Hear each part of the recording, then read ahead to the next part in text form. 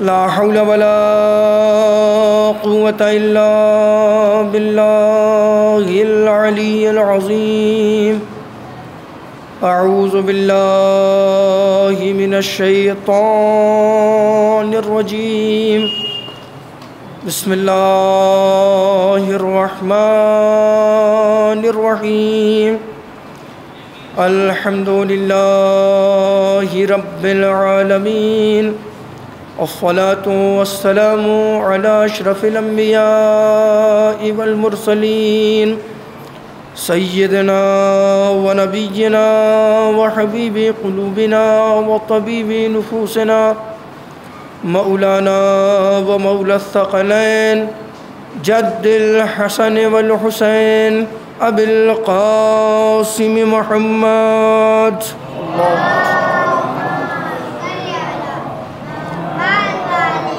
وعلى أهل بيته الطيبين الطاهرين المعصومين المظلومين ولعنة الله على أعدائهم أجمعين من يومنا هذا إلى قيام يوم الدين أما بعد فقد قال رسول الله صلى الله عليه وآله وسلم هذا حسين فعارفوا صلوات پڑھیں محمد وآل محمد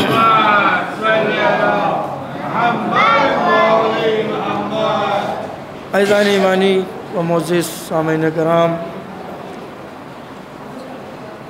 پیغمبر اسلام حضرت محمد مصطفیٰ صلی اللہ علیہ وآلہ وسلم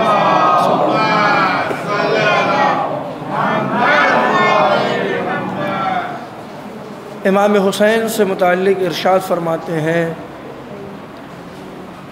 ھذا حسین فعارفوا، یہ حسین ہے، انہیں پہچانو، ان کی معرفت حاصل کرو۔ عزیزان گرامی، امام حسین علیہ السلام کے سفر سے متعلق آپ کی خدمت میں جو گفتگو میں کل کر رہا تھا وہ یہ تھی کہ امام حسین علیہ السلام مکے میں پہنچ چکے ہیں اور کوفہ والوں کے خط آنا شروع ہو گئے۔ امام علیہ السلام نے کوفے والوں کے جواب میں جناب مسلم بن عقیل کو اپنا سفیر بنایا، اور سفیر بنانے کے بعد ایک خط دے کر جناب مسلم کو کوفہ بھیجا، اور خط میں لکھا کہ دیکھو میں اپنا سفیر اپنے بھائی چچا زاد بھائی مسلم بن عقیل کو بنا کر بھیج رہا ہوں، یہ وہاں آپ کے درمیان جائیں گے اور حالات سے مجھے باخبر کریں گے۔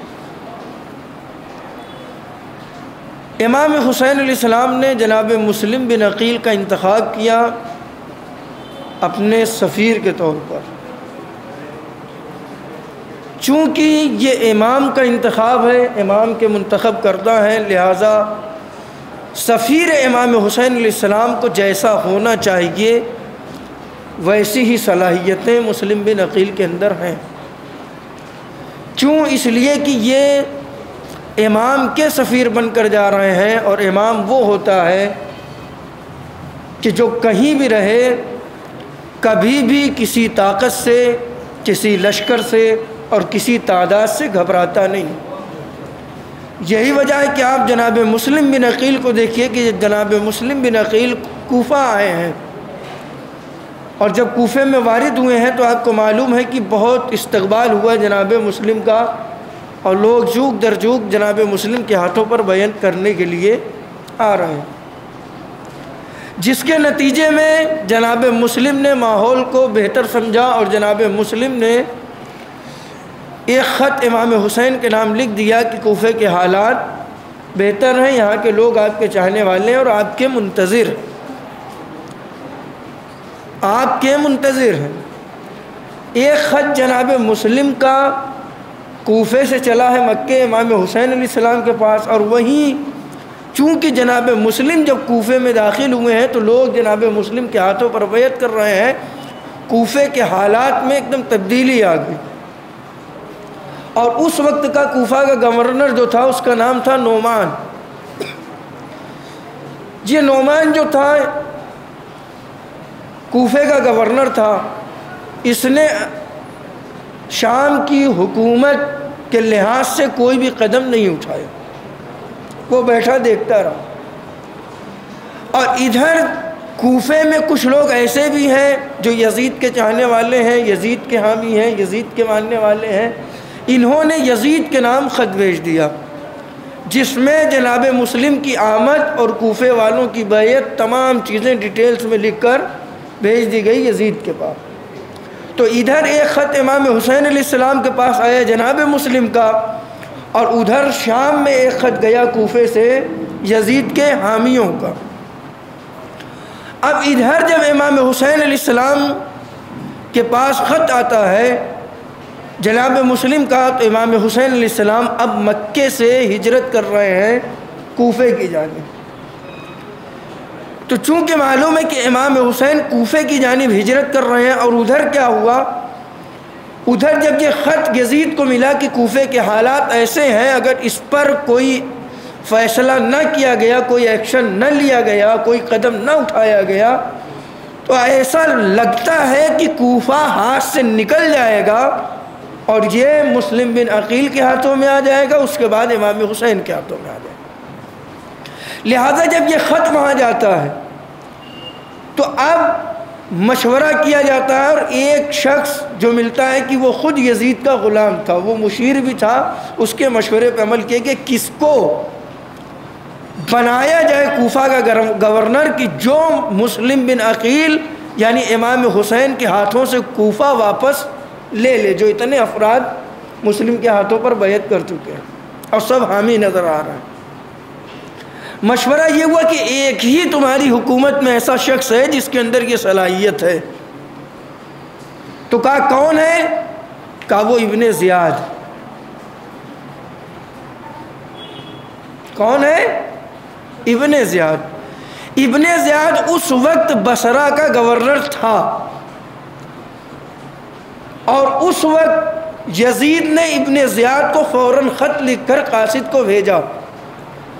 ابن زیاد کے پاس خط لے کر بھیجا، تمام کوفے کے حالات بھیجے، اور اس کے بعد ابن زیاد چونکہ اسے فوری طور پر کام کروانا تھا لہذا اسے خوش بھی کرنا تھا۔ ایک مسئلہ یہ بھی تھا کہ اگر بصرہ کا یہ گورنر ہے، اگر بصرہ سے ہٹا کے کسی اور کو بصرہ کا گورنر بنا دیا جائے گا تو ہو سکتا ہے کہ بصرہ میں بھی کوئی ایسی مشکل پیش آ جائے کہ بصرہ بھی ہاتھ سے چلا جائے۔ لہذا ضروری یہ ہے کہ ایسا کام کیا جائے کہ بصرہ بھی اپنی جگہ پر رہے اور کوفہ بھی ہمارے ہاتھ میں مکمل آ جائے۔ لہذا خط میں کیا لکھ کر بھیجا کہ ایسا ہے کہ تم بصرہ کے گورنر تو ہو ہی، اس کے ساتھ ساتھ ہم تمہیں کوفہ کا گورنر بناتے ہیں۔ یعنی ایک ہی وقت میں ابن زیاد کو بصرہ کا بھی گورنری اور کوفے کی بھی گورنری دی گئی، اور حکم دیا کہ فوراً جاؤ اور جا کے وہاں ایکشن لو، اور ایکشن لینے کے بعد اپنے قبضے میں، اپنے اختیار میں پورے کوفے کو لے لو اور مسلم بن عقیل کی خبر لو۔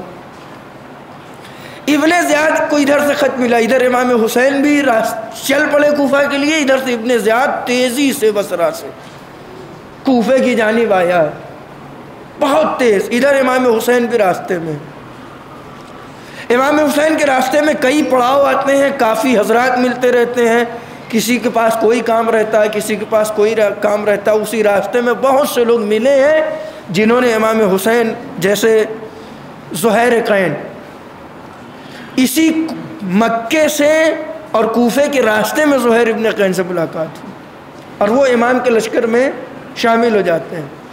اور بہت سے ایسے افراد، ایک نام ملتا ہے ترمہ ابن عدی کا، کہ امام حسین سے ملاقات ہوتی ہے، ملاقات ہونے کے بعد تمام چیزوں سے آگاہ ہوتے ہیں، ان کے ساتھ پورا قافلہ ہوتا ہے، ان کے سامان رہتے ہیں، وہ کہتے ہیں میں جا رہا ہوں اپنا سامان پہنچا کے واپس پلٹتا ہوں، لیکن اتفاق یہ ہوتی ہے کہ جب وہ واپس پلٹتے ہیں تو شہادت امام حسین واقع ہو چکی ہوئی۔ تو بہرحال امام حسین ادھر راستے میں اور ادھر وہ تیزی سے کوفہ کی طرف جا رہا ہے، اور جب کوفہ کے دروازے پر وہ پہنچا باہر کوفہ کے، تو کوفہ میں داخل نہیں ہوا، چونکہ شیطان کا دماغ جو ہوتا ہے وہ بہت تیز چلتا ہے، اس کے دماغ میں صرف شیطنت ہوا کرتی ہے۔ جب وہاں باہر ٹھہر کر یہ سوچنے لگا کہ جو ہمیں حالات کوفے کے معلوم ہوئے، اتنے افراد مسلم بن عقیل کے ہاتھوں پر بیعت کر چکے ہیں، کہیں ایسا نہ ہو کہ مجھ سے سب واقف ہیں کہ میں ایسے داخل ہو جاؤں اور کہیں ایسا نہ ہو وہاں فوج تیار ہو میرے اوپر حملہ ہو جائے۔ بہت سوچنے کے بعد ایک نتیجے پہ اور پہنچتا ہے۔ کس نتیجے پہ پہنچتا ہے کہ نہیں، حلیہ چینج کر کے جانا چاہیے۔ اب اس نے کیا کیا معلوم ہے؟ جتنے کچھ افراد یزید نے شام سے بھیجے تھے، جب بصرہ بھیجا ہے اس کو خط، اور کچھ افراد وہ بصرے سے لے کر آیا، تو شام کے بھی افراد ہیں، بصرہ کے بھی افراد ہیں اس کے ساتھ۔ اب ان افراد جو ساتھ میں اس کے کچھ لوگ ہیں، اس نے کہا کہ دیکھو ایک طریقہ ہے جو میں بتا رہا ہوں اس پر تمہیں عمل کرنا۔ کہا کیا مطلب؟ کہا دیکھو شام کی حکومت کے خلاف نعرے بلند کرنا اور تکبیریں بلند کرنا جب میں اشارہ کروں گا، اور اس کے بعد اپنا لباس تبدیل کیا، خاندان بنی ہاشم کا جو شریفوں والا لباس ہوتا ہے وہ اس نے زیب تن کیا۔ خاندان بنی ہاشم جو لباس زیب تن کرتے تھے شریفوں والا، وہ اپنے پہنا، اور پہننے کے بعد اب وہ کوفے میں داخل ہوتا ہے تو چہرے پر نقاب ڈال کر، لباس کس کا ہے؟ خاندان بنی ہاشم جیسے شریفوں والا لباس۔ اب چونکہ کوفے والوں کو یہ خبر تھی کہ مسلم بن عقیل نے امام حسین کو خط بھیجا ہے کہ آپ آ جائیے، یہاں کے لوگ منتظر آپ کے، کوفے والوں کو یہ امید ہے کہ امام حسین مکہ سے چل چکے ہیں اور کوفے آ رہے ہیں۔ اب یہ جو داخل ہوا ہے کوفے میں، تو اب اپنے افراد سے کہتا ہے نعرہ بلند کرو۔ اب شور و غل کے ساتھ کہ کوفے میں جب داخل ہوا ہے تو لوگ کیا سمجھے کہ امام حسین علیہ السلام کوفے میں آ گئے۔ اللہ اکبر، امام حسین علیہ السلام کوفے میں آ گئے۔ اچھا، یہ جب آیا ہے اس حلیے میں تو اس کا اسے دو فائدہ ملا۔ ایک فائدہ یہ ملا کہ اس کو کسی نے پہچانا نہیں، یہ خطرے سے بچ گیا جو اس نے سوچا تھا۔ دوسرا فائدہ اسے یہ ملا کہ اگر یہ پتہ کرتا کہ کوفے میں کون شیعان علی ہے، کون حسین کا چاہنے والا ہے، تو بہت مشکل سے معلوم ہوتا، مگر یہ طریقہ اپنایا، سب استقبال کے لیے آگے، سب کو پہچان لیا کہ کون حسین کا چاہنے والا ہے، کون علی کے چاہنے والے۔ اور اس نے دیکھیے اپنا حلیہ چینج کر کے یہ کوفہ میں داخل ہوا، بالکل شیطان والا عمل۔ اب شیطان کو جاتے ہیں، شیطان بھی جب کسی کو بہکانے کے لیے آتا ہے تو اپنا حلیہ چینج کر کے آتا۔ پوری تاریخ آپ اٹھا کر دیکھ لیجیے، اپنی شکل بدل کے آتا، حلیہ چینج کر کے آتا۔ چنانچہ ایک واقعہ ملتا ہے بنی اسرائیل کا، ایک صلوات پڑھیں محمد والے محمد پر۔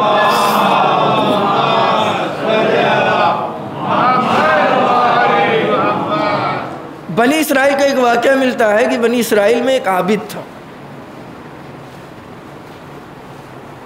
جو خلوص سے پروردگار عالم کی عبادت کیا کرتا تھا۔ شیطان کو اس کی عبادت سے حسد پیدا ہوا، اس نے کہا کہ اس کو بہکایا جائے، لہٰذا اس نے میٹنگ کی اور اپنے شاگردوں کو جمع کیا اور کہنے لگا یہ بتاؤ اسے بہکانا ہے، کون بہکائے گا؟ تو ایک ایک کھڑے ہوتے رہے، اپنی اپنی باتیں پیش کرتے رہے، اپنا اپنا طریقہ پیش کرتے رہے۔ ایک کھڑا ہوا کہنے لگا ہم بہکائیں گے۔ کہا کس کے ذریعے سے؟ کہا دنیا کی لذتوں کے ذریعے سے اسے بہکاؤں گا۔ کہا نہیں، تم نہیں بہکا پاؤ گے۔ ایک اور کھڑا ہوا، اس نے کہا میں بہکاؤں گا۔ کہا کیسے بہکاؤ گے؟ کہا دولت کا لالچ دوں گا۔ کہا نہیں، تم بھی نہیں بہکا پاؤ گے۔ کہا میں بہکاؤں گا۔ تیسرا کھڑا ہوا، کہا تم کیسے بہکاؤ گے؟ کہا میں حکومت کا لالچ دے کر بہکاؤں گا۔ کہا تم بھی نہیں۔ کسی نے کہا ہیرے جواہرات، کسی نے کہا عورت کا لالچ دے کے طرح طرح کی چیزیں. ایک اس میں سے ہوا کھڑا, اس نے کہا میں بہکاؤں گا. کہا کیسے؟ کہا میں اس کو اس کی عبادت کے ہی ذریعے بہکاؤں گا. اللہ اکبر. کہاں تم کامیاب ہوگے, جاؤ اپنا کام کرو, دیکھتے ہیں. وہ معلوم ہے آیا, اور جہاں یہ عبادت کرتا تھا اس کے بغل میں شیطان بھی عبادت کرنے لگا, اور جتنا طولانی اس کا سجدہ ہوتا تھا اس سے کہیں زیادہ طولانی اس کا سجدہ. ساری عبادتیں اس سے اچھی کرنے لگا.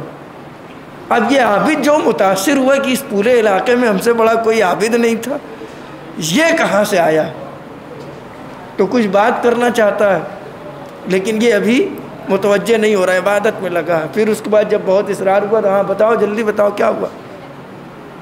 کہا ایک سوال کرنا چاہتے ہیں, ہم بھی بہت پرانے عابد ہیں, عبادت کرتے ہیں, لیکن جو لطف جو خلوص آپ کے اندر دکھائی دیتا میرے اندر نہیں, ایسا کیوں؟ میں آپ سے جاننا چاہتا ہوں. کہا تم نے کبھی گناہ کیا ہے؟ کہا نہیں, گناہ تو نہیں کیا. کہا بس اسی لیے اگر تم ایک گناہ انجام دو گے تو اس گناہ کے خوف سے تمہاری عبادت میں اور زیادہ خلوص پیدا ہوگا. اللہ اکبر. دیکھ رہے ہیں یہ شیطان کے بہکانے کا طریقہ. تو شیطان جب بھی آتا ہے شکلیں بدل کے آتا ہے. کوفے میں ایک شیطان آیا تھا جو اپنی شکل بدل کے آیا. صلوات پڑھیں محمد و آل محمد.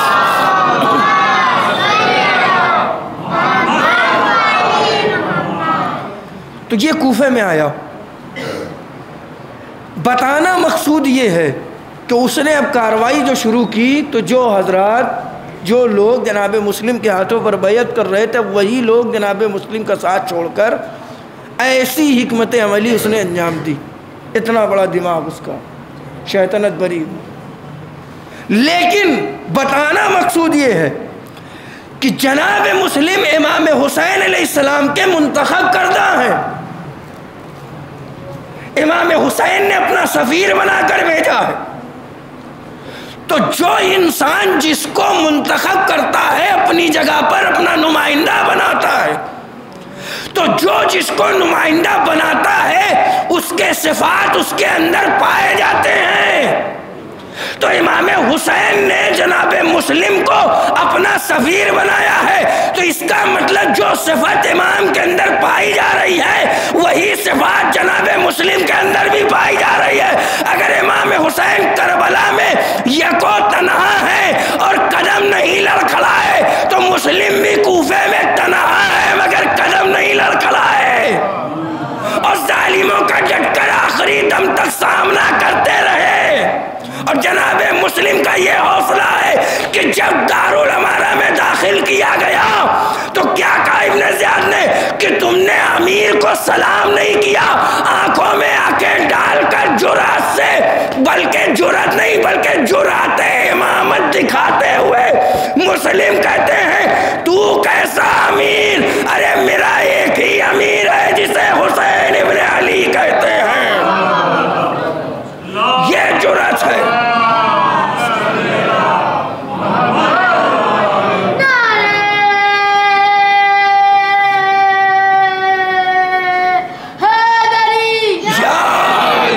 یہ جرات ہے جناب مسلم بن عقیل کی, کیونکہ امام نے منتخب کیا ہے. تو یاد رکھیے جس مقام پر جس کو بھی اگر کوئی امام منتخب کر دے تو اس جگہ کے لیے اس سے بہتر کوئی نہیں ہے. یہ اس کی دلیل ہے, اگر ہوتا تو اسے چنا جاتا. اب آپ یہیں سے اندازہ لگائیے کہ امام حسین کا دو انتخاب بے مثالی ہے جس کی نظیر نہیں ملتی. ایک اپنا سفیر بنایا مسلم بن عقیل کو, ایک اپنا علمدار بنایا جناب عباس ابن علی کو. ایک اپنا علمدار بنایا عباس ابن علی کو. اللہ اکبر. تو یاد رکھیے میرے دوستوں کہ یہ امام حسین علیہ السلام ان کی حکمت عملی ہے کہ نکلیں, اور میں نے بیان کیا یہ حکمت عملی تھی امام حسین کی چہرے سے نقاب کو ہٹانا تھا. جو اسلام کا لبادہ اوڑھا گیا تھا اس لبادے کو اتارنا تھا. بنام اسلام سارے کام ہونے لگے تھے. اس سے پہلے جو چیزیں ہوتی تھیں برائیاں ہوتی تھیں مگر بنام اسلام نہیں ہو رہی تھی، مگر اب برائیاں جو ہو رہی ہیں بنام اسلام ہو رہی ہیں۔ تو یاد رکھیے میرے عزیزوں، امام حسین کا جو قیام ہے اور قیام کا مقصد ہے وہ یہی ہے کہ بنام اسلام جو کام ہو رہا ہے ان کے چہرے سے نقاب کو ہٹایا جائے، ان کا اصلی چہرہ سامنے لے کر آیا جائے۔ تو میں نے کہا جناب مسلم بن عقیل، اب ابن زیاد کا اثر کوفے میں کیا ہوا کہ جو لوگ ہاتھوں پر بیعت کرنے کے لیے آئے تھے وہ لوگ کسی کو ڈرا دیا گیا، کسی کو گرفتار کر لیا گیا، طرح طرح کے حربے استعمال کر کے سب کو دور کر دیا گیا جناب مسلم بن عقیل۔ مگر یاد رکھیے کہ جن کے دلوں میں، اسی لیے کہا گیا ہے آپ دعائیں جو کرتے ہیں کہ پروردگار ہمیں زندہ رکھ تو اہل بیت کی محبت کے ساتھ اور موت بھی دے تو اہل بیت کی محبت کے ساتھ۔ کیا مطلب؟ اکثر ہوتا یہی ہے کہ انسان کے دل میں اہل بیت کی محبت ہوتی ہے مگر کسی مقام پر وہ محبت دل سے نکل آیا کرتی۔ تو جس کے دلوں میں حقیقی محبت اہل بیت تھی وہ نہ تو کسی کے خوف میں آئے نہ کسی کے بہکاوے میں آئے۔ کیوں؟ اس لیے کہ جو کوفہ مسلم کے ہاتھوں پر بیعت کر کے مکر گیا تھا اسی کوفے میں کہیں حبیب ابن مظاہر بھی تھے جو یہ ثابت کر رہے تھے جو حقیقی چاہنے والا ہوتا ہے وہ کسی کے خوف سے گھبراتا نہیں، وہ کسی کے مال و منان سے بکتا نہیں ہے۔ یاد رکھیے گا، تو انسان کے دل میں محبت ایسی ہونا چاہیے کہ کسی بھی خوف سے دل سے محبت نہ نکلنے پائے، انسان مال و زر سے بکنے نہ پائے۔ صلوات پڑھیں محمد وآل محمد پر۔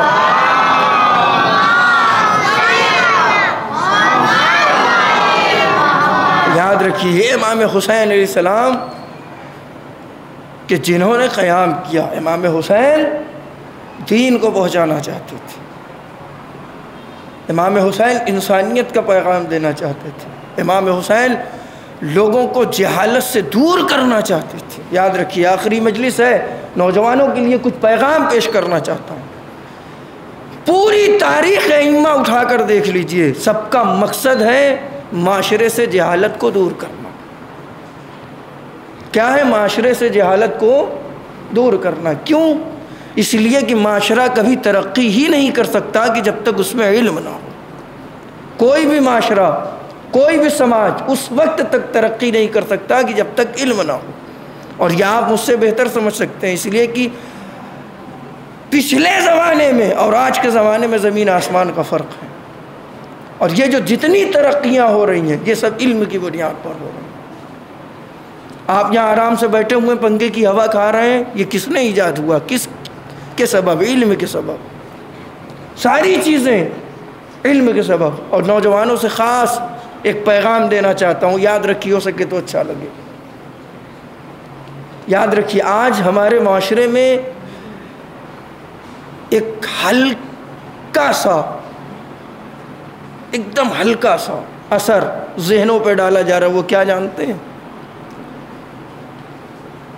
چونکہ ہمارا تعلق ایک مخصوص قوم سے ہے لہٰذا ہمارے ساتھ تعصب سے کام لیا جاتا ہے، ہمارے ساتھ زیادتی کی جاتی ہے۔ اور یہ عام گفتگو میں نے کئی لوگوں سے سنتے ہوئے سنا ہے کہ میں فلاں جگہ جاب کرتا ہوں، میرے ساتھ جو جاب کرتا تھا اس کو ترقی مل گئی، مجھے نہیں ملی۔ کس بنیاد پر؟ کہ میں ایک خاص قوم سے تعلق رکھتا ہوں۔ یاد رکھیے گا یہی چیزیں جو بچے تعلیم حاصل کر رہے ہیں ان کے دماغوں میں بھی ڈالا جا رہا ہے کہ آپ کے ساتھ تعصب سے کام لیا جا رہا۔ اس کا نقصان ہوتا ہے کیا جانتے ہیں آپ؟ یہ سلو پوائزن ہے ہمارے بچوں کے ذہنوں میں، ہمارے نوجوانوں کے ذہنوں میں۔ کہا کیوں؟ اس لیے کہ جب بچوں کے ذہن میں یہ بیٹھ جائے گا کہ ہمارے ساتھ تعصب سے کام لیا جا رہا ہے تو ان کا پڑھائی میں کم دل لگے گا۔ جب پڑھائی میں کم دل لگے گا تو ان کا تعلیمی معیار گھٹے گا، جب تعلیمی معیار گھٹے گا تو ترقی گھٹ جائے گی۔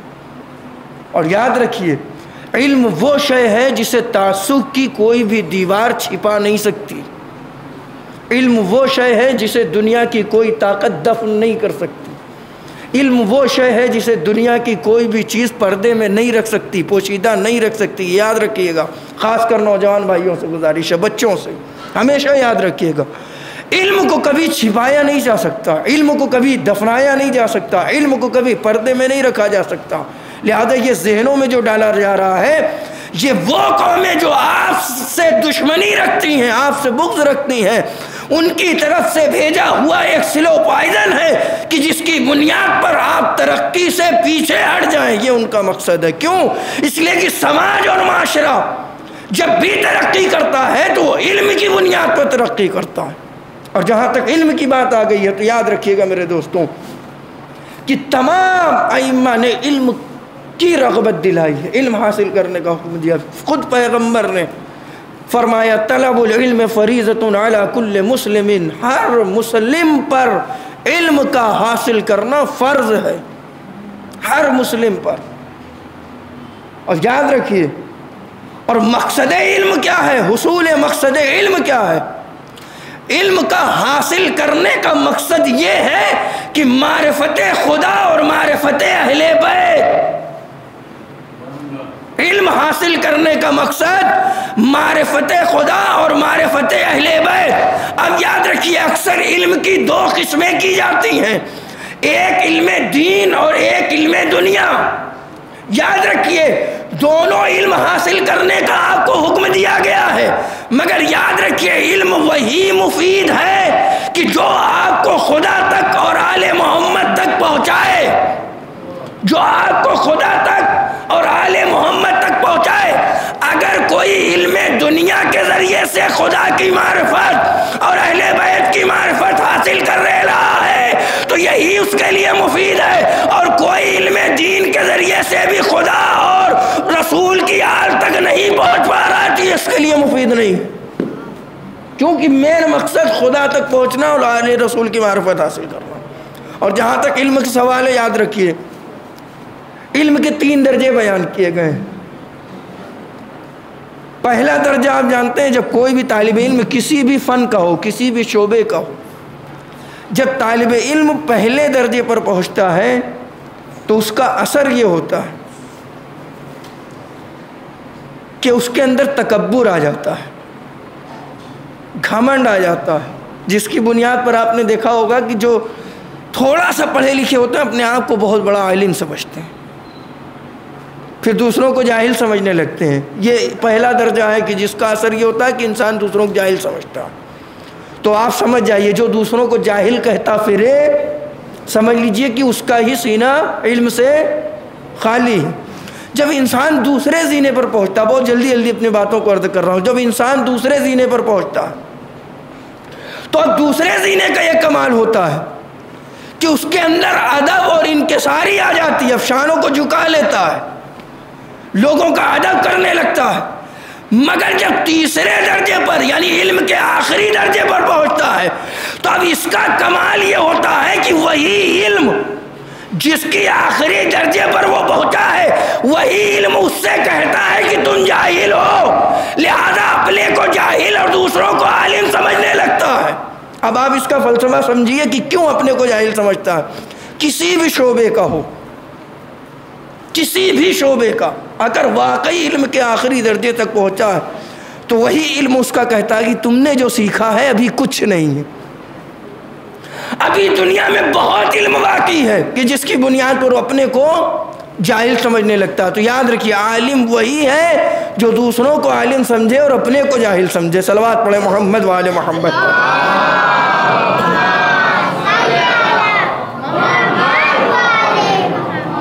تو یاد رکھیے علم حاصل، اور علم نوجوانوں کے لیے علم جلدی پیش کر رہا ہوں، اور علم جب آپ حاصل کر رہے ہیں تو ایک چیز ذہن میں نہ آنے پائے، اس کا نام ہے تکبر اور انانیت۔ کیونکہ جہاں سے بھی تکبر آیا، لفظ انا آیا، وہیں سے انسان کی ساری محنت بیکار ہو جاتی، سارے کیے کرائے پر انسان پانی پھیر دیتا۔ اور یہ منزل بہت سخت ہے میرے دوستوں، یاد رکھیے، پوری ذمہ داری کے ساتھ کہہ رہا ہوں، یہ جو منزل ہے یہ بہت سخت ہے کہ انسان اپنے اندر انانیت نہ لانے پائے۔ یہاں تک کہ اگر ترک اولا کے برابر انبیاء کے اندر بھی یہ چیز آ گئی ہے تو خدا نے اسے آگاہ کیا، متوجہ کیا۔ لفظ کی نزاکت کو سمجھیے، ترک اولا کے برابر۔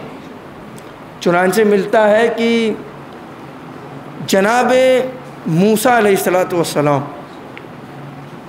اپنی امت کو واعظ و نصیحت کر رہے تھے، اور ایسے ایسے حالات سے باخبر کر رہے تھے امت کو اپنے علم کے ذریعے سے کہ لوگ حیرت زدہ ہو گئے۔ کہ اسی درمیان ایک شخص اٹھنے کے بعد کہتا ہے، یا نبی اللہ یہ بتائیے کہ کیا اس وقت آپ سے بھی بڑا کوئی عالم دنیا میں موجود ہے؟ تو جناب موسیٰ نے کہا نہیں، اس وقت روئے زمین پر سب سے بڑا عالم میں۔ خدا نے فوراً جبریل کو بھیجا، نبی ہیں، جبریل آئے اور آنے کے بعد خدا کا پیغام پہنچایا۔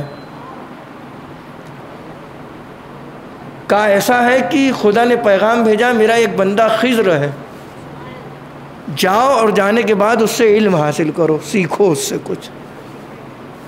دیکھ رہے ہیں، خدا نے جناب موسیٰ جیسے نبی کو متوجہ کرایا کہ جاؤ، تم سب سے بڑے عالم نہیں ہو، جاؤ خضر سے سیکھو۔ چنانچہ یہ تفصیلی واقعہ کہ کس طریقے سے آئے اور کیسے آئے بہت مختصر کرتے ہوئے چونکہ حکم خدا تھا، جناب خضر کے پاس آ گئے۔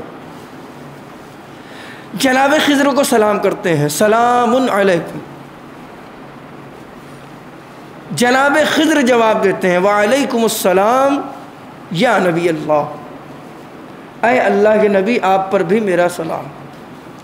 تو جناب موسیٰ تعجب سے کہتے ہیں، آپ کو کیسے معلوم کہ میں نبی ہوں؟ کہا جس نے آپ کو میرے پاس بھیجا ہے اسی نے مجھے بتایا ہے کہ آپ نبی ہیں۔ اللہ اکبر۔ تو کہا ایسا جب بھیجا ہے تو آپ کو معلوم ہی ہے کہ میں آپ سے کچھ سیکھنے آیا ہوں۔ تو جناب خضر نے کہا ایسا ہے کہ میرے ساتھ آپ بہت دیر تک نہیں چل پائیں گے۔ کہا کیوں؟ کہا اس لیے کہ آپ کا علم ظاہر سے تعلق رکھتا ہے، میرا علم باطن سے تعلق رکھتا ہے، یعنی جو نہیں دیکھ سکتے آپ اس کا بھی علم میرے پاس ہے۔ کہا چلیے خیر کوئی بات نہیں، خدا کا حکم ہے آپ کے ساتھ۔ کہا ٹھیک ہے، دیکھیے میرے ساتھ آپ رہ تو رہے ہیں لیکن جا بجا سوالات نہ کریے گا، میرے فعل پر اعتراض نہ کریے گا، میرے کاموں پر۔ کہا ٹھیک ہے۔ یہ لوگ چلے اور ایک کشتی پر سوار ہوئے۔ بہت جلدی سن لیجیے، کشتی پر سوار ہوئے اور سوار ہونے کے بعد جناب خضر نے کشتی پر سوراخ کر دیا۔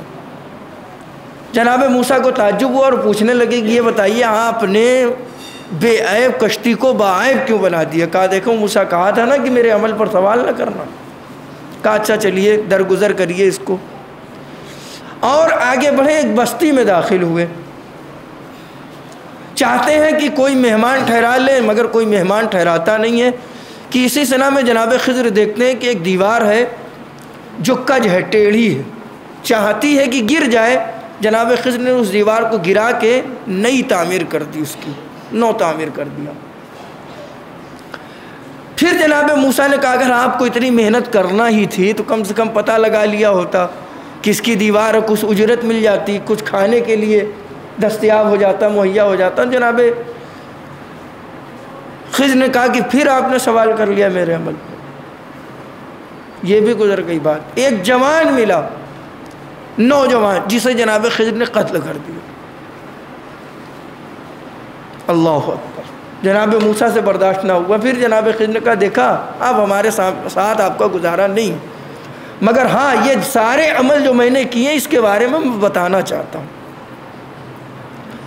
تو جناب خضر اب موسیٰ کو بتاتے ہیں کہ دیکھو کشتی میں اس لیے سوراخ کیا کہ پیچھے ایک ظالم بادشاہ کا لشکر آ رہا تھا، اس کا کام یہ تھا کہ جتنی بھی کشتیاں ہوتی تھی لے جاتے تھے، استعمال کرتے تھے، بغیر کسی اجرت کے لا کر واپس دے دیتے تھے، اور یہ کشتی نیک بندوں کی، غربا کی تھی، لہذا میں نے اس میں سوراخ کر دیا تاکہ وہ استعمال کے لیے نہ لے جائیں عیبدار کشتی سمجھ کے۔ اب وہ بیگاری میں جانے سے بچ گئی، اور اس دیوار کو میں نے اس لیے سیدھا کر دیا کہ اس میں یتیم بچوں کے خزانے گڑے تھے اور اس کے والدین بہت نیک تھے، لہٰذا اللہ کا یہ ارادہ ہے کہ جب وہ بچے حد بلوغ تک پہنچیں، جوان ہو جائیں، تو وہ خزانہ ان کو ملے۔ اگر دیوار گر جاتی تو خزانہ ظاہر ہو جاتا ہے، لوگ لوٹ لے جاتے۔ کہا اچھا ٹھیک ہے وہ جوان کا جوان بہت بڑا گناہ گار تھا، اس کے والدین نیک، یہ خوف تھا کہ کہیں یہ اپنی معصیت کاری میں اپنے والدین کو شریک نہ کر لے، اس لیے اسے قتل کر دیا گیا، اس کے عوض تمہارا پروردگار ان کے والدین کو، اس کے والدین کو ایک صالح اولاد عطا کرے گا۔ اور آخر میں ایک بات جو سب سے اہم جناب خضر نے کی کہ اے موسیٰ یاد رکھو یہ سارے کام میں نے اپنی مرضی سے نہیں کیے ہیں بلکہ خدا کی مرضی سے کیے ہیں۔ تو معلوم یہ ہوا کہ جو خدا کا منتخب کردہ ہوتا ہے وہ کوئی کام اپنی مرضی سے نہیں کرتا، خدا کی مرضی سے کرتا ہے۔ اب آپ سمجھے اگر نبی کسی کو اپنی بزم میں بٹھاتے ہیں تو خدا کی مرضی، کسی کو بزم سے نکالتے ہیں تو خدا کی مرضی، اگر کسی کو دونوں ہاتھوں پر بلند کر کے من کنت مولا کی صدا لگاتے ہیں تو یہ خدا کی مرضی۔ صلوات پر محمد و آل محمد۔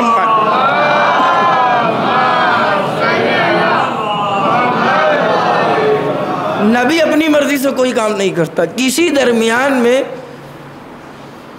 مولانا نجم الحسن کراروی صاحب نے، علامہ نجم الحسن کراروی صاحب کی کتاب تاریخ اسلام، اس میں یہ مفصل واقعہ لکھا۔ وہ لکھتے ہیں آگے کہ اسی سنہ میں ایک پرندہ آتا ہے اور پانی دریا میں سے اپنی منقار میں قطرہ پانی لے کے پرواز کرتا ہے۔ تو جناب خضر، موسیٰ کو کیوں بھیجا گیا تھا کہ جاؤ خضر سے علم حاصل کرو؟ جناب موسیٰ نے کہا تھا، جس نے سوال کیا تھا کہ اس وقت روئے زمین پر کون ہے سب سے بڑا عالم، تو کہا کہ سب سے بڑا عالم میں ہوں۔ تو خضر نے کہا کہ جانتے ہو موسیٰ یہ پرندہ کیا کہہ رہا ہے؟ یہ دریا میں سے ایک قطرہ پانی لے کے اڑا، اس کا مطلب سمجھے؟ کہا نہیں۔ کہا اللہ بتانا چاہ رہا ہے موسیٰ یاد رکھو کہ ہم نے دنیا والوں کو جتنا علم دیا ہے وہ اس دریا کے مقابلے میں مثل قطرہ ہے، اور اللہ کا علم مثل دریا ہے۔ یہ جناب خضر نے موسیٰ کو تعلیم دی۔ مگر یاد رکھیے یہ میں جملہ اپنی طرف سے کہہ رہا ہوں کہ جب موسیٰ نے یہ کہا تھا کہ میں عالم ہوں تو موسیٰ کو خضر کے پاس بھیجا گیا، تو کہیں خضر کو بھی یہ احساس نہ ہو کہ ایک نبی میرے پاس زانو عدد طے کرنے کے لیے آیا ہے لہذا میں بڑا عالم ہوں۔ تو اللہ نے اس کا بھی انتظام کیا۔ کیا؟ ایک پرندہ اور بھیجا۔ وہ کیا کرتا تھا کہ چونچ منقار میں پانی لیا اور چاروں سمت اس کو چھڑکا اور چونچ میں پانی لیا، پرواز کیا۔ اب خضر کے بھی بات سمجھ میں نہیں آ رہی کہ اس کا کیا مطلب ہے۔ اللہ نے فوراً ملک بھیجا اور کہا اے خضر و موسیٰ سمجھے یہ پرندہ کیا کہنا چاہ رہا؟ کہا نہیں، کہا یہ بتانا چاہ رہا ہے کہ آخری زمانے میں اللہ اپنے حبیب کو بھیجے گا، اپنے نبی کو بھیجے گا جس کی نبوت، یہ جو چاروں سمت اس نے پانی پھینکا اس سے مراد یہ ہے کہ جس کی نبوت اور امت دنیا کے چاروں سمت میں ہوگی، جس کی امت چاروں سمت میں ہوگی۔ اور اللہ یہ بتانا چاہ رہا ہے کہ دنیا کے جتنے بھی انسان ہیں سب کو اللہ نے جو علم دیا ہے مثل قطرہ دیا ہے، اور اس کا علم دنیا والوں کے علم کے مقابلے میں مثل دریا ہے۔ یعنی اللہ اپنے آخری نبی کے علم کے بارے میں بتا رہا ہے۔ تو یاد رکھیے نبی کا علم وہ ہے کہ دنیا والوں کے مقابلے میں دریا، دنیا والوں کا علم مثل قطرہ، تو جس نبی کا علم دنیا والوں کے مقابلے میں مثل دریا ہو، اگر وہ کہے انا مدینۃ العلم وعلی بابها، تو دنیا علی کے علم کا اندازہ کیسے لگا سکتی ہے؟ صلوات پر محمد و آل محمد۔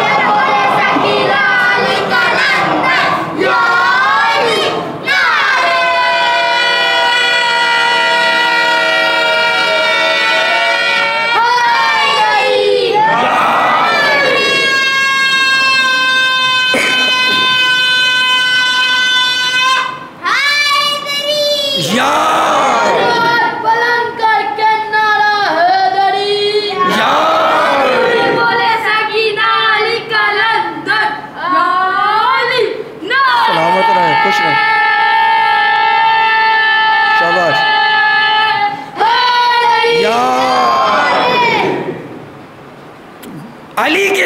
اندازہ کون لگا سکتا ہے؟ یہ واقعہ یہیں پر ختم ہو گیا۔ مگر آپ نے توجہ کی کہ جناب موسیٰ بار بار ہر عمل پر سوال کر رہے ہیں، اور سوال کی جہاں تک بات ہے، سوال کو کہا گیا سوال علم کی کنجی ہے، سوال علم کی ہے، چابی۔ اگر سوال نہ ہو تو علم نہ کھلے۔ تو کبھی کبھی سوال کی دو قسمیں ہیں، کبھی سوال انسان کو متوجہ کرنے کے لیے، ترغیب دلانے کے لیے ہوتا ہے، اور کبھی سوال بربنائے جہالت ہوا کرتا ہے۔ تو آپ دیکھیے کہ اگر ایک شاگرد اپنے استاد سے سوال کرے تو بربنائے جہالت ہے، وہ اس چیز کا علم نہیں رکھتا اس لیے سوال کر رہا۔ ایک استاد اپنے شاگرد سے سوال کرے تو وہ بربنائے جہالت نہیں ہے۔ تو سوال کی دو قسمیں ہیں، مگر یاد رکھیے زیادہ تر جو سوال ہوتے ہیں وہ جہالت کی بنیاد پر ہوتے ہیں، اور بار بار سوال ہوتے ہیں۔ چھوٹا اپنے بزرگوں سے سوال کرتا ہے، چچا یہ کیا ہے، دادا یہ کیا ہے، پپا یہ کیا ہے، ٹھیک ہے، ابا جان یہ کیا ہے۔ استاد سے شاگرد سوال کرتا ہے، استاد یہ کیا ہے، ٹیچرز یہ کیا ہے، سر یہ کیا ہے، استاد یہ کیا ہے۔ سوال کرنا اس بات کی دلیل ہے کہ جس شے کے بارے میں سوال کیا جا رہا ہے اس شے کا علم اسے نہیں ہے۔ یاد رکھیے، جملہ آپ کی سماعتوں کے نظر کرنا چاہتا ہوں، آپ جانیں، آپ کی سماعت جانیں، پوری توجہ چاہتا ہوں۔ سوال انسان اس وقت کرتا ہے کہ جب اس شے کے بارے میں علم نہ ہو، پوری توجہ چاہتا ہوں۔ سوال انسان اس وقت کرتا ہے کہ جب اس شے کے بارے میں علم نہ ہو۔ اب آپ آئیے کہ یہ ہے جناب موسیٰ کا علم کہ جناب موسیٰ نے ذرا سی مسافت خضر کے ساتھ طے کی تھی تو سوالوں کا انبار لگا دیا تھا۔ یہی تو علم عباس کا کمال ہے، یہ موسیٰ کا علم تھا، ذرا سی مسافت میں سوال پہ سوال۔ یہ علم جناب عباس ہے، مدینے سے کربلا تک چلے آئے، مگر تاریخ نہیں بتا سکتی کہ جناب عباس نے حسین سے کوئی سوال کیا ہو۔ اس کا مطلب یہ ہوا کہ جو منشأ امامت تھی وہی علم عباس تھا۔ صلوات پر محمد وآل محمد۔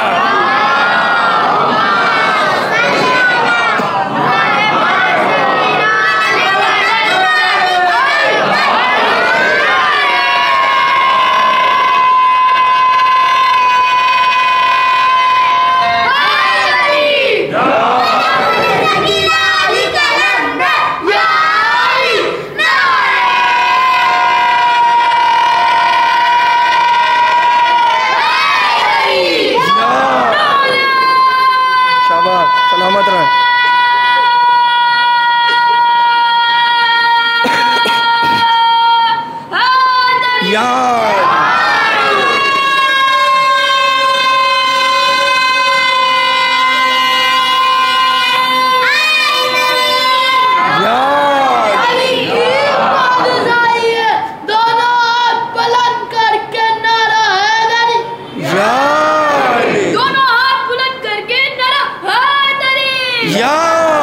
سلامت رہیں۔ یہ جناب عباس کا علم ہے۔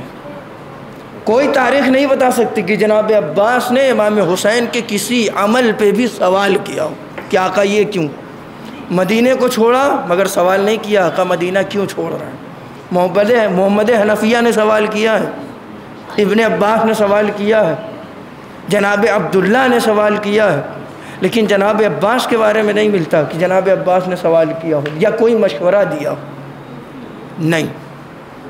اس کا مطلب یہ ہے کہ جو مقصد امام تھا، جو مقصد امام تھا وہی جناب عباس کا علم تھا۔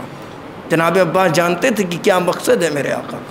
اب جناب عباس کے علم کی بات آ گئی تو یاد رکھیے جناب عباس کا علم کا کوئی اندازہ نہیں لگا سکتا، اور عام انسان اس کے بس کی بات نہیں۔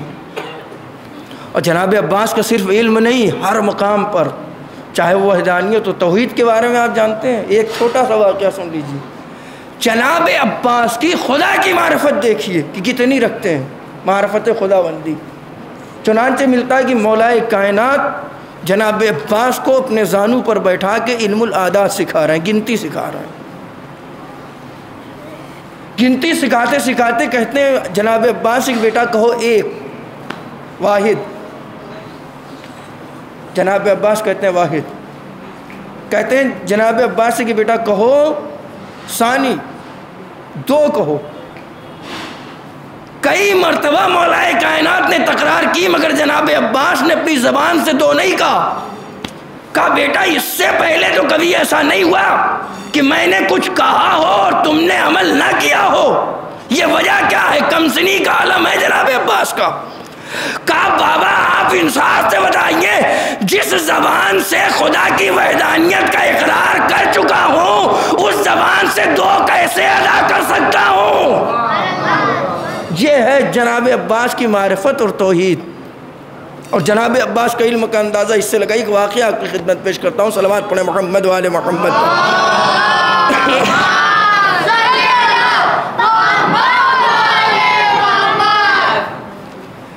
جناب ایک صحابی ہیں جن کا نام ابو ہاشم جعفری، امام علی نقی علیہ السلام کے صحابی۔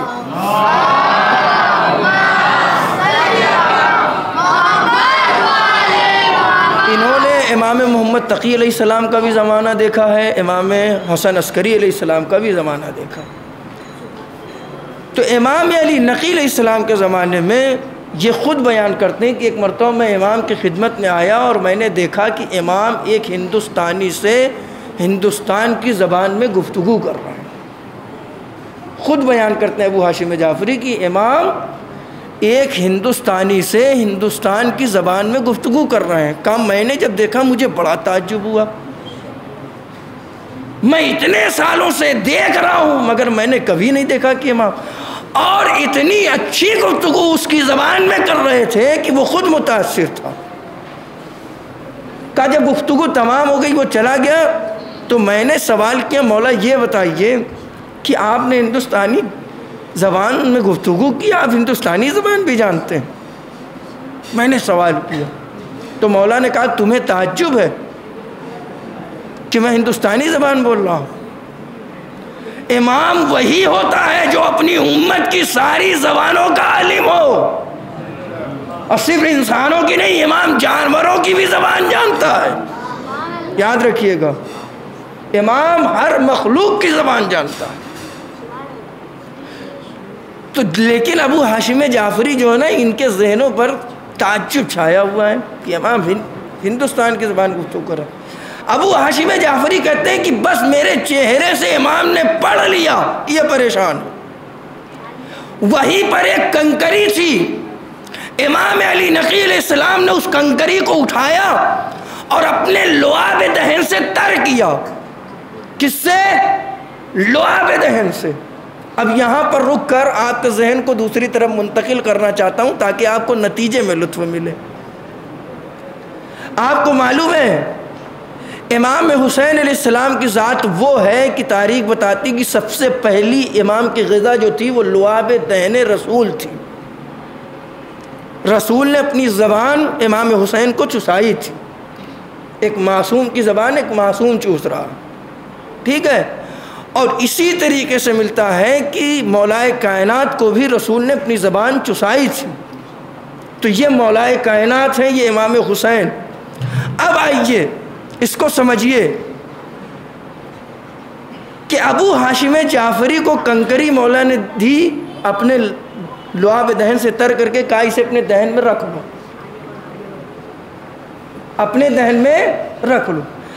ابو ہاشم جعفری کہتے ہیں کہ میں نے جیسے ہی وہ کنکری اپنے دہن میں رکھی میں 70 زبانوں کا عالم ہو گیا، جس میں سے ایک ہندوستانی بھی تھی۔ 70 زبانوں کا میں عالم ہو گیا اور جس میں سے ایک زبان ہندوستان کی بھی تھی۔ تو اب آپ جملہ سنیے کہ ایک معصوم کا لعاب دہن، ایک معصوم کا لعاب دہن اگر کسی واسطے کے ذریعے سے یعنی دوسری چیز میں منتقل ہو کر کسی واسطے کے ذریعے سے کسی کے دہن میں پہنچ جائے تو 70 زبانوں کا عالم، ارے مولا عباس کو امام نے اپنی زبان چسائی ہے۔ تو جس نے کسی معصوم کا لعاب دہن ڈائریکٹ چوسا اس کے علم کا اندازہ کون لگا سکتا ہے؟ آپ تصور کر سکتے ہیں ایک کنکری کے ذریعے سے اگر لعاب منتقل ہو جائے تو 70 زبان کا عالم، اور جس نے بلا واسطہ امام حسین کی زبان چوسی ہو، ایک معصوم، ایک امام کی زبان، تو سوچئے اس کا علم کا کیا اندازہ لگا سکتے۔ جناب عباس جب بھی نام لیا جاتا ہے تو ایک ذہن میں تصور آتا ہے اس کا نام وفا۔ عباس کون ہے؟ علی کی تمنا، جنہیں کربلا کے لیے مولا کائنات نے مانگا تھا، امام حسین کی نصرت کے لیے مولا نے مانگا تھا۔ جناب عباس وہ ہیں کہ کبھی بھی کوئی کام بغیر اپنے مولا کی اجازت کے کیا نہیں۔ اللہ، اور یاد رکھیے امام کا کوئی بھی عمل حکمت سے خالی نہیں ہوتا۔ یہی وجہ ہے کہ جب خیام ہٹانے کا حکم ہوا ہے تو آپ جانتے ہیں امام حسین نے جناب عباس سے نہیں کہا کہ عباس خیمے کو ہٹا لو، ترائی سے خیمے کو ہٹا لو، جناب عباس سے نہیں کہا۔ آپ جانتے ہیں ہر قدم پر امام نے جناب عباس کو روکا ہے، کربلا نہیں ہے، لیکن خیمے ہٹانے کا جب حکم ہوا تو امام حسین نے جناب عباس سے خود نہیں کہا کہ خیمے ہٹا لو۔ اکثر یہ ذہنوں میں آ جاتا ہے کہ ہر جگہ پر امام حسین نے روکا تھا اس لیے نہیں کہا، نہیں، امام کی حکمت ہے، امام کا کوئی بھی عمل حکمت سے خالی نہیں ہوتا، یاد رکھیے گا۔ پیغام کس کو بھجوایا؟ جناب زینب کو، کہ بہن زینب شیر بفر گیا ہے، غیث کے عالم میں، جلال کے عالم میں۔ جناب زینب کا پیغام آیا، بھیا ترائی سے خیمے کو ہٹا لیا جائے۔ آپ یاد رکھیے شجاع وہ ہے، بہادر تم میں شخص وہ ہے جو اپنے نفس پر قابو پائے۔ جناب عباس کا صبر دیکھیے کربلا میں، جس کے اندر اتنی شجاعت کہ اگر لشکر یزید کو گھور دے خالی نگاہوں سے تو ہمت نہیں ہے کوئی آگے بڑھ جائے۔ شہزادی زینب کا جب پیغام پہنچا ہے تو خیمہ ہٹا لیا۔ امام نے خود نہیں کہا، شاید امام کی یہی حکمت رہی ہو، دنیا والوں کو بتانا چاہتے ہو کہ دیکھو اگر عباس اپنے بھائی کی اطاعت کرتا ہے تو ایسا ہی مطیع و فرما بردار اپنی بہن کا بھی ہے۔ یہ نہ سمجھنا کہ صرف عباس اپنے بھائی سے محبت کرتا ہے، نہیں، اپنی بہن سے بھی ویسے ہی محبت کرتا ہے۔ اللہ اکبر۔ چنانچہ خیمہ ہٹا لیا گیا ترائی سے۔ اور یاد رکھیے جناب عباس اس طاقت کا نام ہے کہ جب تک جناب عباس زندہ تھے جناب زینب کو، جناب سکینہ کو بڑا بھروسہ تھا، یاد رکھیے۔ مگر وہ وقت آیا کہ جب جناب عباس آتے ہیں اجازت لینے کے لیے، اے آقا مجھے بھی مرنے کی اجازت دیجیے۔ اللہ اکبر، ہم بڑی آسانی سے سن لیتے ہیں، ذرا حسین کے دل سے پوچھو کہ کون آیا ہے اجازت لینے کے لیے۔ اے آقا مجھے بھی اجازت دیجیے۔ امام حسین نے کہا، بھائی اے عباس تم تو میرے لشکر کے لمبردار ہو۔ ایک مرتبہ داہنی جانب دیکھا، بائیں جانب دیکھا، عرض کیا اے آقا ارے جس لشکر کا میں لمبردار ہوں لشکر ہی کہاں رہا۔ اللہ اکبر، اجازت نہیں ملتی۔ ایک مرتبہ حسین نے کہا، عباس پانی لانے کی اجازت مل رہی ہے تمہیں، بس ہاں ممکن ہو تو پانی لا دو، اس لیے خیمے سے صدائیں سن رہے ہو، الاتش الاتش کی آوازیں بلند ہو رہی۔ جناب عباس کو پانی لانے کی اجازت ملی۔ پانی کا نام سنا سکینہ نے سمجھ لیا کہ چچا پانی لانے جا رہا ہے۔ جناب سکینہ مشکیزے کو لاتی، چچا پانی لانے جا رہا ہے، مشکیزے کو حوالے کیا۔ عزیزوں بس سن لیجئے دو جملے۔ جناب عباس کو اجازت ملی، ادھر جناب عباس شیر غضبناک کی طرح آتے ہیں اور آنے کے بعد فرات پر قبضہ کرتے ہیں۔ کسی میں جرأت نہیں ہے کہ جناب عباس کے قریب آ جائے۔ مشکیزے کو بھرا اور یہاں تک ملتا ہے کہ جناب عباس نے چلو میں پانی لیا، بعض لوگ یہ تصور کرتے ہیں کہ چہرہ نظر آ گیا کسی کا اس لیے پانی پھینک دیا. میں کہتا ہوں چلو میں پانی لے کر دریا پر پھینکنا جناب عباس کا یہ عمل تھا کہ پانی کو پانی سے پانی کے منہ پر تماچا مارا ہے کہ تیرے وجود سے کیا فائدہ کہ جب خیام حسینی میں بچے پیاسے ہوں. اجرکم اللہ. خدا آپ کو کوئی غم نہ دے سوائے غم امام مظلوم کربلا کے. مشکیزے کو بھرا. اب بھرنے کے بعد اب جو گھوڑا پلٹایا ہے بھاگی ہوئی فوجیں سمٹی چاروں طرف سے حملے پہ حملہ ہو رہا مگر یہ علی کا شیر چاہتا ہے کہ کسی طریقے سے پانی خیمے تک پہنچ جائے. اے عزیزوں وہ وقت بھی آیا ایک مرتبہ حکم ہوا حرملہ کو حرملہ مشکیزے کا نشانہ بنا دے اس لیے کہ اگر پانی خیام حسین تک پہنچ گیا تو ہم یہ جنگ جیت نہیں سکتے ہیں. ادھر سے تیر چلا مشق سکینہ چھدا. ابھی تک جناب عباس کے بازو کٹے مگر جناب عباس کی آس نہیں ٹوٹی تھی. مگر ادھر مشق سکینہ چھدا جناب عباس نے گھوڑے کو واپس پلٹا کہ ہائے پانی نہیں پہنچے گا تو عباس کیسے پہنچے. اجرکم اللہ. جناب عباس نے گھوڑے کو پلٹا. کہ عزیزوں وہ وقت بھی آیا کہ جناب عباس زخمی ہو کر گھوڑے پر ڈگمگانے لگے. ارے کسی ظالم نے ایسا ہی نہیں گرد مارا جناب عباس گھوڑے پر سنبھل نہ سکے. آواز دی اے آقا مدد کے لیے آئیے. ارے حسین نے جیسے ہی اس آواز کو سنا کمر کو پکڑا مرثیہ پڑھا الان ان کا ظہری آخی. اے میرے بھیا ارے تیرے غم نے میری کمر توڑ دی ہے. اجرکم اللہ. خدا کو کوئی غم نہ دے سوائے غم امام مظلوم کربلا کے. امام حسین کسی طریقے سے جناب عباس کے قریب پہنچتے ہیں. کیا دیکھا کہ زخمی بھائی ہے بازو قلم ہو چکے ہیں. ایک متصر کو اٹھایا اپنے زانو پر رکھا. جناب عباس نے امام حسین کے زانو کی گرمی کا احساس کیا. آقا ایک غلام کا سر آقا کے زانو پر. اے میرے برادر تم میرے بھائی ہو. اللہ اکبر. اب جناب عباس وصیتیں کرتے ہیں. آقا دیکھیے میری ایک وصیت یہ ہے کہ میرے لاشے کو خیمے میں نہ لے کے جائیے گا اس لیے کہ مجھے اپنی بھتیجی سکینہ سے حجاب آتا ہے. اللہ اکبر. اور ایک آخری تمنا یہ ہے کہ جب میں دنیا میں آیا تھا تو سب سے پہلے آپ کے چہرے کی زیارت کی تھی. اب میں اس دنیا سے جا رہا ہوں چاہتا ہوں آپ کے چہرے کی زیارت کروں مگر ایک آنکھ میں خون دوسری آنکھ میں تیر ہاتھ قلم ہو چکے ہیں. اللہ اکبر. حسین نے تیر کو نکالا خون کو صاف کیا. ارے جناب عباس نے اپنے آقا کے چہرے کی زیارت کی. ایک مرتبہ امام حسین کہتے ہیں میرے برادر یہ میرے بھیا میری بھی ایک آخری تمنا ہے.